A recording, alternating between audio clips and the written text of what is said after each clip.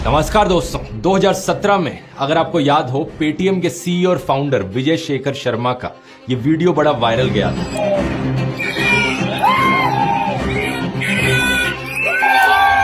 बहुत ही ज्यादा एक्साइटमेंट में चिल्ला चिल्ला कर ये पेटीएम के सक्सेस का जश्न मना रहे थे। बड़े फेमसली इन्होंने यहां पर कहा था, जो हमारे साथ नहीं है वो रोएंगे। लेकिन अफसोस 7 साल बाद आज के दिन सिचुएशन पूरी तरीके से पलट चुकी है। जो पेटीएम के साथ है वो रो रहे हैं। पिछले कुछ दिनों में एक भयंकर तरीके से इस कंपनी का क्रैश देखने को मिला है। 30 जनवरी को इस कंपनी का स्टॉक प्राइस 760 रुपए पर था। आज ये 380 रुपए से भी नीचे गिर गया है। आखिर क्या कारण है इसके पीछे? आइए समझते हैं पेटीएम की राइज और डाउनफॉल की पूरी कहानी आज के इस वीडियो में।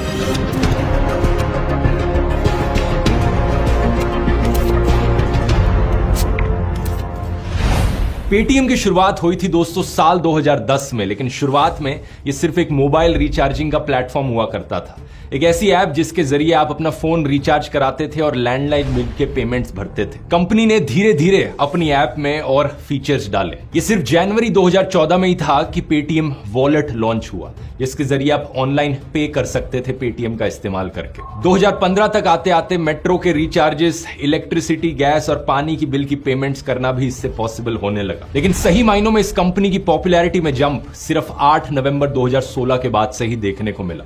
वो दिन जब डिमोनेटाइजेशन हुई। 500 rupee and 1000 rupee currency notes will no longer be legal tender from midnight to night. नोटबंदी के अगले ही दिन देश भर के ढेर सारे अखबारों में कुछ ऐसी फ्रंट पेज एड्स छपी थी। Paytm congratulates honourable prime minister Shri Narendra Modi on taking the boldest decision in the financial history of independent India. अब एटीएम नहीं, पेटीएम करो। यहां खड़ी हुई पहली कंट्रोवर्सी पेटीएम को लेकर। लोगों ने सवाल उठाया कि क्या पेटीएम का कोई लिंक है सरकार के साथ। इस तरीके से प्रधानमंत्री के चेहरे का इस्तेमाल करना अपनी एडवर्टाइजमेंट करते वक्त, और नोटबंदी का फैसला जिसे सीक्रेटिव बताया गया था वो 8 नवंबर को रात के 8 बजे लिया गया था। तो ऐसा कैसे हुआ कि अगले ही दिन 9 नवंबर को सुबह जो अखबार आया उसमें फ्रंट पेज एड छपी थी? क्या इस कंपनी को पहले से ही पता था डिमोनेटाइजेशन होने वाला है? हुआ जो भी हो, लेकिन एक चीज बड़ी साफ थी, पेटीएम को बहुत बड़ा फायदा हुआ इस एक फैसले की वजह से। यूरो मनी की रिपोर्ट के अनुसार डिमोनेटाइजेशन से पहले पेटीएम के पास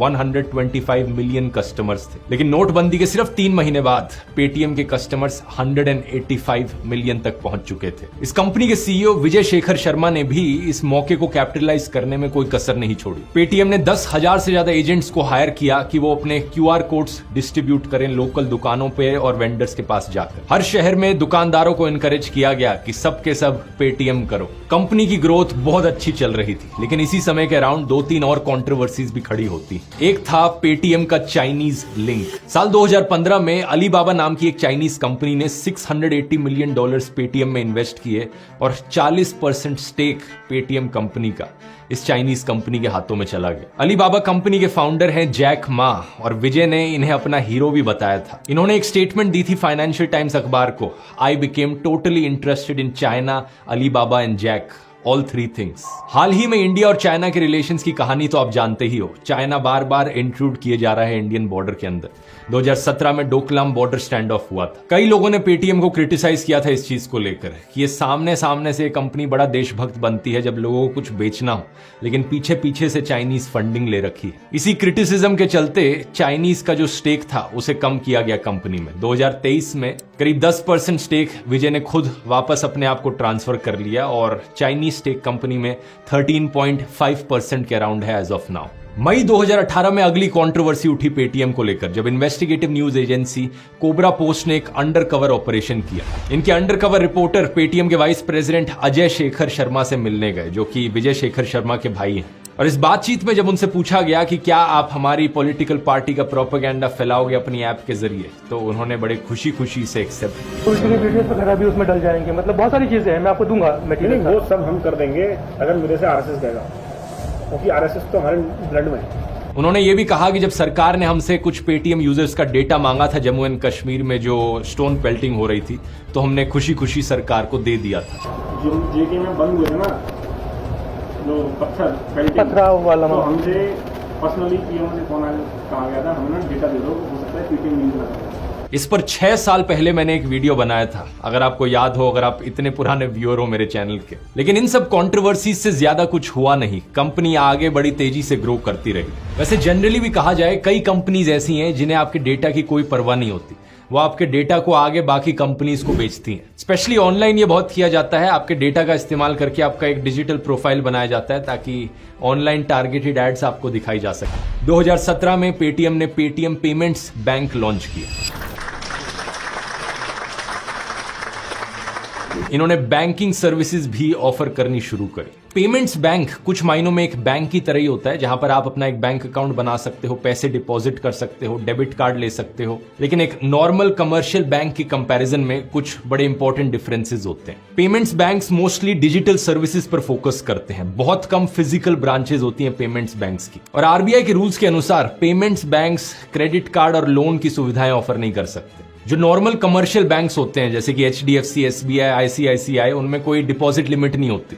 आप कितना भी पैसा चाहें उन बैंकों में डिपॉजिट करके रख सकते हैं, लेकिन पेमेंट्स बैंक्स में एक लिमिट रखी गई है आरबीआई के द्वारा, 2 लाख रुपए से ज्यादा आप इन बैंक्स में डिपॉजिट करके नहीं रख सकते। इतना डिटेल में मैं आपको ये सब इसलिए बता रहा हूं क्योंकि आज के दिन जो हालत हुई है पेटीएम की, उसके पीछे एक बड़ा कारण पेटीएम का पेमेंट्स बैंक ही है। आरबीआई यानी रिजर्व बैंक ऑफ इंडिया देश का सेंट्रल बैंक है, देश भर की मॉनेटरी पॉलिसी डिसाइड करता है और देश में पैसे छापने का काम भी करता है। बाकी सारे जितने बैंक्स और फाइनेंशियल इंस्टीट्यूशंस है देश में, उन्हें आरबीआई के बनाए गए रूल्स और गाइडलाइंस को फॉलो करना पड़ता है। तो 31 जनवरी 2024 को जो ये पेटीएम का क्रैश हुआ, ये इसलिए हुआ क्योंकि आरबीआई ने पेटीएम के पेमेंट्स बैंक पर ऑपरेशनल रिस्ट्रिक्शंस लगा दी। आरबीआई ने कहा कि पेटीएम का पेमेंट्स बैंक बार बार हमारे रूल्स को वायलेट करता रहा, परसिस्टेंट नॉन कंप्लायंस इनकी तरफ से देखने को मिली और इसीलिए अब हम इस बैंक पर रोक लगा रहे हैं। 29 फरवरी 2024 के बाद से पेटीएम का पेमेंट्स बैंक कोई नए डिपॉजिट्स एक्सेप्ट नहीं कर सकता, कस्टमर अकाउंट्स में पैसे टॉप अप नहीं कराए जा सकते, नए कस्टमर्स की ऑनबोर्डिंग नहीं करी जा सकती। और आरबीआई ने कहा कि जितने भी नोडल अकाउंट्स बने हुए हैं इस पेटीएम पेमेंट्स बैंक पर, उन सबको बंद होना चाहिए 15 मार्च 2024 तक। नोडल अकाउंट्स वो अकाउंट्स होते हैं जो ये ई कॉमर्स और ऑनलाइन सर्विसेज वाले बिजनेसेस यूज करते हैं। और जहां तक बात रही पेटीएम वॉलेट की, आप अपना एग्जिस्टिंग बैलेंस यूज कर सकते हो, लेकिन 29 फरवरी के बाद से और कोई पैसे उसमें डाल नहीं सकते। तो जाहिर सी बात है ये एक बहुत बहुत बड़ा फैसला है आरबीआई की तरफ से, और ऐसा फैसला एक झटके में नहीं लिया जाता। ऐसा नहीं है कि आरबीआई ने एक दिन उठकर सोचा कि आज पेटीएम की क्लास लगाते हैं और ये सारे डिसीजंस ले लिए, बल्कि इसके पीछे एक बहुत लंबी हिस्ट्री है। सच बात यह है कि पेटीएम को बार बार सालों से वार्निंग दी जा रही थी आरबीआई के द्वारा, लेकिन वो फिर भी नहीं सुधरे। नवंबर 2017 में ये पेटीएम का पेमेंट्स बैंक लॉन्च हुआ था और जून 2018 में ही पहली वार्निंग आ गई थी आरबीआई की तरफ से। एक ऑडिट ने पाया कि Paytm anti money laundering regulations को ढंग से फॉलो नहीं कर रहा था और जो कस्टमर्स इनके बैंक पर अपना अकाउंट बनाते थे उनकी आइडेंटिटी को ढंग से वेरीफाई नहीं किया जाता था। जो केवाईसी नो योर कस्टमर की कंप्लायंस है वो नहीं देखी जा रही थी पेटीएम के द्वारा। तो आरबीआई ने कहा कि पेटीएम नए कस्टमर्स को ऑनबोर्ड करना बंद कर दे जब तक ये सारी चीजें ठीक नहीं करता वो। पेटीएम ने इस वार्निंग को लेकर कुछ एक्शन जरूर लिया, क्योंकि जनवरी 2019 को आरबीआई ने कहा ठीक है, पेटीएम अब कस्टमर्स को ऑनबोर्ड करना वापस से शुरू कर सकता है। जो रिस्ट्रिक्शन लगाई थी वो हटा दी गई। लेकिन करीब 2.5 साल बाद अक्टूबर 2021 में अगला बड़ा झटका लगता है। पेटीएम पर 1 करोड़ रुपए का फाइन लगाया जाता है क्योंकि उन्होंने अपनी लाइसेंस एप्लीकेशन भरते वक्त गलत इंफॉर्मेशन भरी और गलत डॉक्यूमेंट्स दिए। आरबीआई कहता है कि वही चीजें जिसको लेकर हमने पहले आपको वार्निंग दी थी, कस्टमर्स को ढंग से वेरीफाई नहीं किया जा रहा है, रेगुलेशंस को ढंग से फॉलो नहीं किया जा रहा है, वही चीजें दोबारा देखने को मिल रही हैं। एक बार फिर से कस्टमर ऑन बोर्डिंग पर रोक लगाई जाती है। अक्टूबर 2023 एक और बड़ा फाइन लगाया जाता है पेटीएम के ऊपर, इस बारी 5 करोड़ रुपए का। आरबीआई इस उम्मीद में था कि 2 वार्निंग्स देने के बाद, ये 2 बार फाइन्स लगाने के बाद कम से कम अब तो पेटीएम रेगुलेटरी रिक्वायरमेंट्स को मीट कर ले, अपने कस्टमर की वेरिफिकेशंस ढंग से करना शुरू कर दे। लेकिन इस सब के बाद भी पेटीएम ने इन चीजों को सीरियसली नहीं लिया और इसी रीजन से 31 जनवरी 2024 को आरबीआई ने कहा कि बहुत हुआ ये सब, अगर ढंग से रूल्स और रेगुलेशंस फॉलो नहीं की जा सकती तो बंद करो ये सब। आरबीआई ने जो चीजें पाई यहां पर वो बड़ी शॉकिंग थी। सीएनबीसी के अनुसार पेटीएम ने लाखों कस्टमर्स को अपने बैंक में अकाउंट खोलने दिया बिना केवाईसी कराए। कुछ हजारों केसेस ऐसे मिले जहां पर हजार कस्टमर्स ने अलग अलग अकाउंट्स खोल रखे हैं सेम पैन कार्ड का इस्तेमाल करके। कुछ अकाउंट्स में ट्रांजैक्शंस देखी गई करोड़ों रुपयों की। यहां पर पोटेंशियल मनी लॉन्ड्रिंग का रिस्क भी सामने आया। हो सकता है मनी लॉन्ड्रिंग हो रही हो पेटीएम के जरिए। आउटलुक ने रिपोर्ट किया कि एक एनालिस्ट के अनुसार पेटीएम के पास करीब 35 करोड़ वॉलेट्स हैं जिनमें से करीब 31 करोड़ वॉलेट्स इनएक्टिव पड़े हैं जिन्हें कोई यूज नहीं कर रहा है, और जो बचे हुए 4 करोड़ वॉलेट्स हैं उनमें से ज्यादातर में कोई बैलेंस नहीं है या बहुत कम बैलेंस है। इसकी वजह से उन्हें म्यूल अकाउंट्स की तरह इस्तेमाल किया जा सकता है। म्यूल अकाउंट एक ऐसा अकाउंट जिसे इलीगल एक्टिविटीज के लिए इस्तेमाल किया जाता है, जैसे कि मनी लॉन्ड्रिंग के लिए। इसके बाद डेटा प्राइवेसी का कंसर्न भी सामने आया। आरबीआई ने कहा कि पेटीएम की जो पेरेंट कंपनी है 197 कम्युनिकेशंस लिमिटेड, उसके बीच में और पेटीएम पेमेंट्स बैंक के बीच में कोई ऑपरेशनल सेग्रीगेशन नहीं। इन दोनों के बीच में पैसे का फ्लो देखने को मिला है जिन्हें फाइनेंशियल स्टेटमेंट्स में डिस्क्लोज नहीं किया गया। इतने सारे रूल्स और रेगुलेशंस को नजरअंदाज किया गया। क्या कहीं ना कहीं यहां पर इनके सीईओ विजय शेखर शर्मा की एरोगेंस रिस्पॉन्सिबल है? क्योंकि कई इंटरव्यूज जो उन्होंने मीडिया चैनल्स के साथ किए, यही चीज उनकी बातों में कहीं ना कहीं देखने को मिली। If you fundamentally believe that Paytm is number 3 payment player, that is where the beginning of the problem is in understanding. I'm surprised that people don't know this in this country, but we make profit, so it is. Somebody who's not met us and have an opinion on us is not my opinion to keep an opinion on that. RBI की इस 31 जनवरी वाली announcement के बाद हल्ला much गया।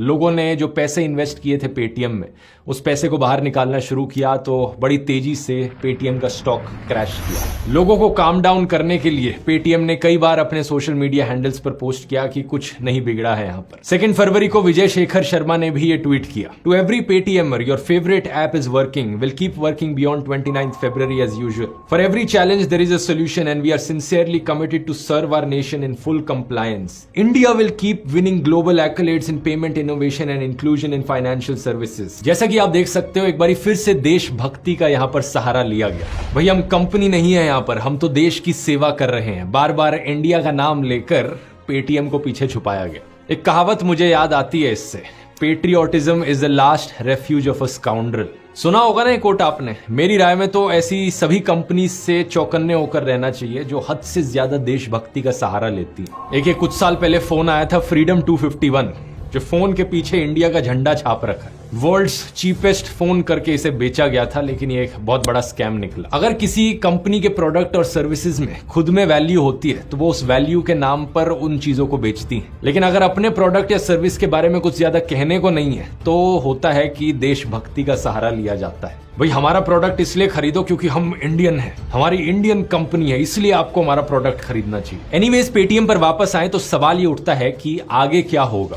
Company में internally जो employees हैं वो काफी अनसर्टेनिटी फेस कर रहे हैं। उन्हें ज्यादा क्लैरिटी नहीं मिल रही है लीडरशिप से कि आगे क्या होगा। इकोनॉमिक टाइम्स ने रिपोर्ट किया कि कंपनी के एक एग्जीक्यूटिव ने उन्हें बताया कि हमारा बिजनेस मॉडल अब शायद बदल जाएगा। अब हम बैंक होने की जगह हम एक थर्ड पार्टी पेमेंट्स ऐप बन जाएंगे। तो बैक एंड पर हमें कुछ चीजें चेंज करनी पड़ेंगी और ये चेंज हमें बड़े लिमिटेड टाइम में करना पड़ेगा। पेटीएम की अगर आप एनुअल रिपोर्ट देखोगे कि कितना पैसा कमाया इस कंपनी ने साल भर साल, तो आपको दिखेगा कि ये हमेशा से ही एक लॉस मेकिंग कंपनी रही है जब से इसे स्टॉक मार्केट पर लिस्ट किया गया। इस चार्ट को देखिए, 2021 में इनकी कंपनी ने 1600 करोड़ रुपए का लॉस उठाया था, 2022 में 1500 करोड़ रुपए का लॉस, 2023 में 170 करोड़ रुपए का लॉस। अच्छी खबर यह थी कि साल भर साल जो कंपनी लॉसेज उठा रही थी वो कम हुए जा रहे थे। तो अगले साल एक्सपेक्ट किया जा सकता था इस साल यानी 2024 में कि कंपनी पहला प्रॉफिट कमाएगी। लेकिन अब जो ये सब हुआ, इसे देखकर ये काम मुश्किल लगता है। कंपनी एक्सपेक्ट करती है कि इनका इस साल लॉस 300 से 500 करोड़ रुपए ज्यादा हो सकता है। ये बात पेटीएम ने खुद पब्लिक के सामने रिवील करी, ये कहते हुए कि वो आरबीआई की गाइडलाइन से अब कंप्लाई करेंगे।